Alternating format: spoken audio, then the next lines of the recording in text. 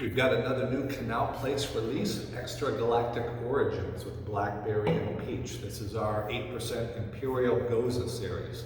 But before I get too further, I do want to apologize. I haven't done reviews the last couple of months.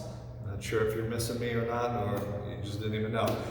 But we've been doing a lot of big things management-wise, process-wise, getting some systems in place at Canal Place to grow in 2022.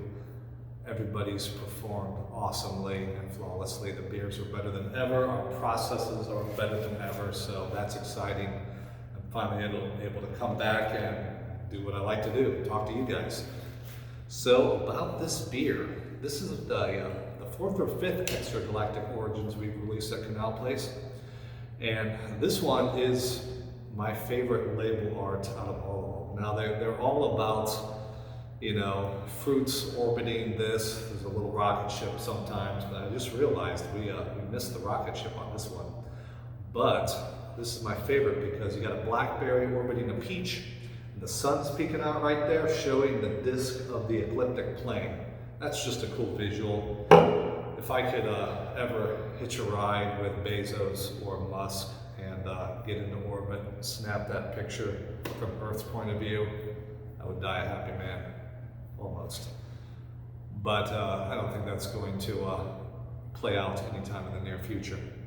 So the history on this beer. Now, you know, the Valley, our experimental 3.5 barrel brewery in Merriman Valley, they do a Fruit Dance Party series, which is an unsalted Goza, which is not a Goza anymore, it's just a regular Berliner Weiss sour. And they do a Centaur Tears, which is the salted version. They did Blackberry and Peach, both without and with salt, at the 4.5%, which is what the Valley usually does. And it tasted great. We decided to scale this up at Canal Place at 8% in true Canal Place distro fashion. So that is what we did. A little bit about the process. We do the mash normally, combine the grains with water at a certain temperature, it converts the starches to sugars. But then we leave it in the boil kettle, bring it down to around 90 to 100 degrees, and we inoculate it with lactobacillus, which will sour it over the weekend before we finish it off with a boil, add hops, pump it into the fermenter, add the fruit, and it just goes like a normal beer. But for the first time on this beer, we've got an experiment going on. You have to come to the tap room to take part, but usually in all of the Extragalactic Origins we release in cans at most draft at Canal Place, we use a liquid yeast. And we've done that for a while. We're always looking to change things, get different flavor profiles. So we switched to a new dry Lactobacillus yeast on this one. The Valley has been using that yeast for a while, and we decided to give it a side-by-side try as a scale-up. So all the can versions out in the marketplace and at Canal Place uses our older liquid yeast strain of Lactobacillus. And if you come to Canal Place on draft, you can have the newer, what we're evaluating, dry Lactobacillus. I have not had them side by side yet. I was pulling together some notes on this review, and I remembered our brewers meeting yesterday that we ran this experiment a month ago. And none of us have tasted the side by side yet. I will be the first in a couple of minutes. So that is super cool, a little experiment with this release. The distribution cans have the same strain that we've always been using, if you're used to that. It shouldn't be a big change. There's different types of souring flavor profiles, and that's what we're looking for. So let's check this out. So this is the one with our normal house liquid strain. Beautiful color.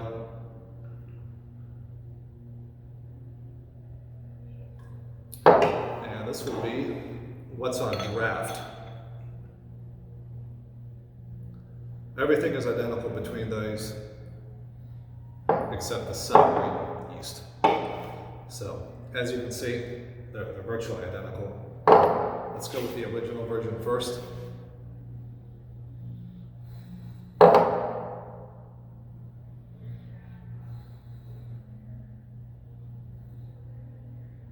Seems like I could smell the acidity a little bit more in the original liquid strain. It's just got a particular profile to it.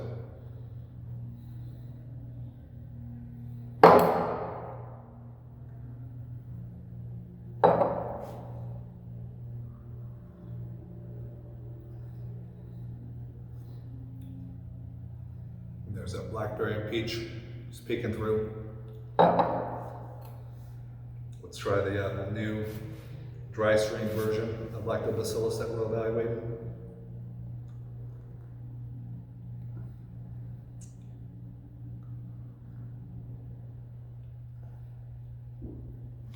It's a tough one. They are nearly identical.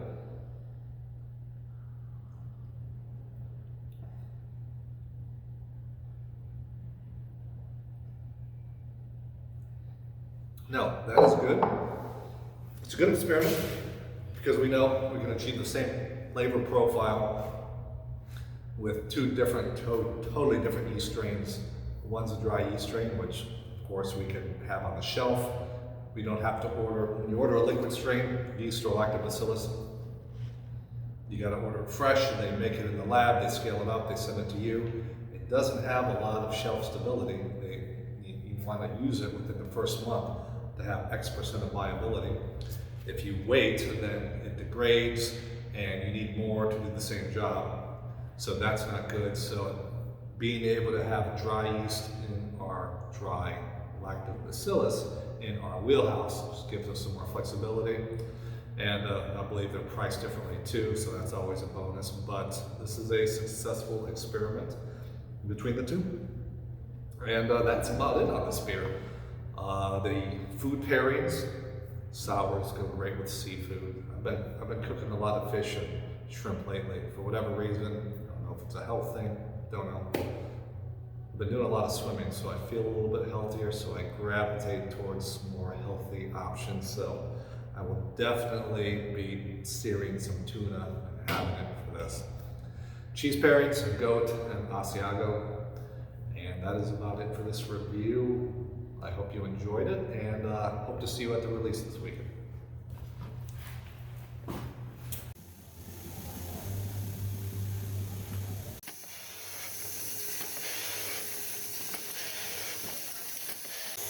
$180 on 36, right?